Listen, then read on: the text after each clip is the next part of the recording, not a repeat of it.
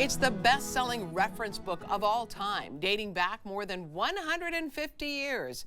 As 2025 comes to a close, we go inside the making of the World Almanac. Here to share more about the 2026 edition, we welcome executive editor Sarah Janssen. Good morning, Sarah. Good morning. Thank you so much for having me. You bet. You know, I have to say, it's kind of interesting that in this time of Google, Alexa, AI, all of that, we wouldn't really need the World Almanac, but we do, and it's more popular than ever. You know, I think that everyone still loves the World Almanac for a couple of different reasons, even though we do have access to information in so many different ways than we did when this book was first published in 1868. I think that people love to have it right at their fingertips. I think that it's a really easy and quick way to look up an answer. I also think that people still really love the idea of opening to a random page, and because the World Almanac covers so many different topics, you'll be surprised by anything you might find when you do flip to that random page. On the cover of the book, it says, in quotes, "My #1 reference work for facts," and that's Will Shortz, with the New York Times crossword editor. I think that couldn't be a better praise for you than that. Absolutely. It's so flattering and humbling to know that our book is used not just by crossword creators, but also a lot of our readers are crossword puzzlers. And, you know, if you're looking for a quick answer, if you can't remember who had the home run title that one year and you've got to really fill in that gap, it's a really great resource for something like that as well, because you know the answer is going to be correct and you know it's going to be super easy to find. How do you decide what goes into it and what stays out of it? You know, the World Almanac has just a limited number of pages to work with every year. So within those pages, you're always going to find something like an article on every country in the world and on every state in the Union. You're always going to find historical sports statistics and a copy of the Constitution. But we also are adding new statistics every single year, everything from how Americans are using ChatGPT to television ratings in the age of streaming and how streaming numbers stack up compared to broadcast statistics. You know, these are all things that we're paying attention to in the world as it changes. The World Almanac is changing with it. How soon are you putting together the next year's almanac? Like, are you already starting on 27? We absolutely are. We're already starting on the planning. We're already starting on paying attention to newly available information, news developments, that kind of thing.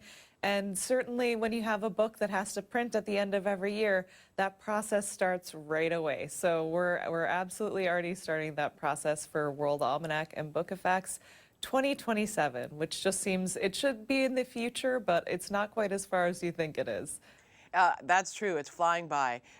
Okay, for the Pacific Northwest, do you have any facts that we might be interested in? Absolutely. You can find a whole entry on Portland. You can find a whole entry on every state in the Union, like I said, so including Oregon.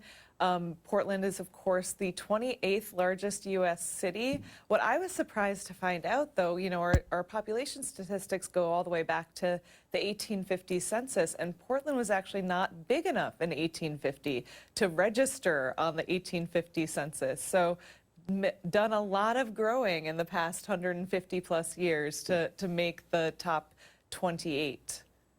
Do you know, every time I've interviewed Ken Jennings, one of the things he says, you know, host of Jeopardy, very smart man, and actually a couple of other winners of Jeopardy, is they always bring up that when they were kids, they would read the almanac, just, you know, randomly read the almanac. And I just thought, well, if that isn't high praise as well.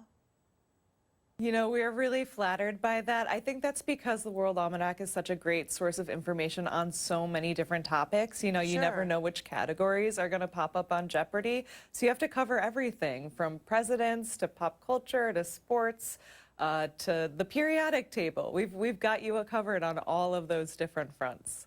And sports fans must love the almanac.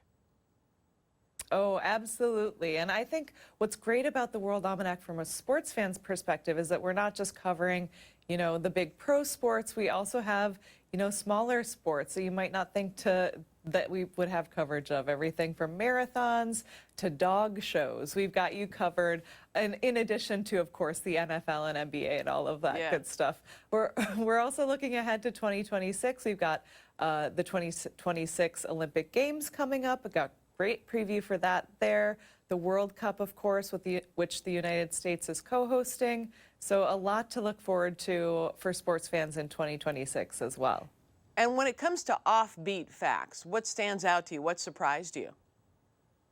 Oh gosh, the offbeat news stories are really fun to put together every year because a lot of the Almanac is very serious news. It's really a lot of fun to look at the lighter side of stories. So one of our favorite offbeat news stories this year was finding out that a new museum opened in Croatia that's entirely dedicated to laughter, and it's got a really fun name, the Ha Ha House, and a lot of fun activities that'll hopefully make you chuckle as well. Oh, I love it. We've got to tell everyone the new 2026 edition of the World Almanac is available right now. Sarah, thank you so much. Thank you so much for having me. I really appreciate it. You bet. We'll be right back with more AM Northwest. Don't go away.